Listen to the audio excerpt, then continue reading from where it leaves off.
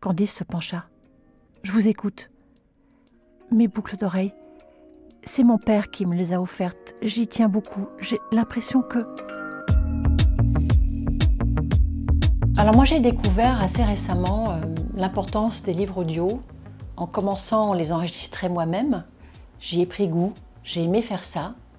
Et donc j'ai voulu, dans Nous irons mieux demain, on va dire, porter un petit hommage au studio Rosalie, que j'ai appelé le studio Violette, parce que mon ingénieur du son préféré ici s'appelle Violette.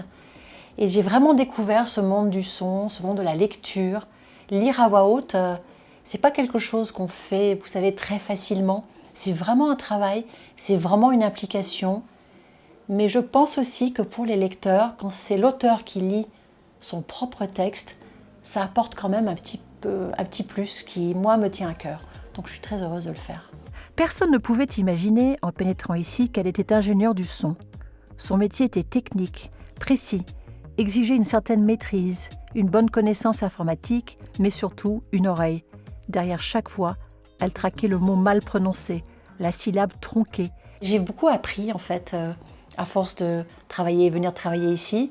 J'ai beaucoup appris à poser ma voix. Je me rends compte aussi que lire un livre, c'est une très longue aventure. On pense que c'est quelque chose de rapide et quelque chose de facile. En fait, non, on vient ici tous les jours. Et on doit aussi se préparer à l'émotion qui parfois vous surprend quand vous lisez un passage particulièrement difficile ou où vous avez mis, comme on dit, vos tripes. Ben là, ça m'arrive aussi. Je sais que dans Nous irons mieux demain, il y a des passages, on va dire, un peu intimistes qui me concernent.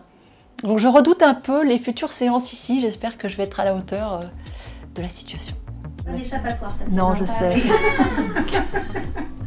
C'est bon pour toi? Andiamo. Le livre audio, au début, je n'y croyais pas trop. Je pensais que c'était des gens qui écoutaient ça quand ils étaient en voiture, ou alors des gens qui n'aimaient pas vraiment la page, le papier. Mais je me suis rendu compte qu'avec l'avènement des podcasts, avec les confinements, on a pris goût à ça.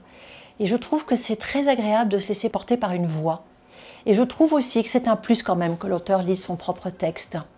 Donc pour moi, le livre audio, c'est autre chose, c'est une autre façon d'appréhender un livre, c'est une autre façon de rentrer dedans et une façon très agréable, je pense.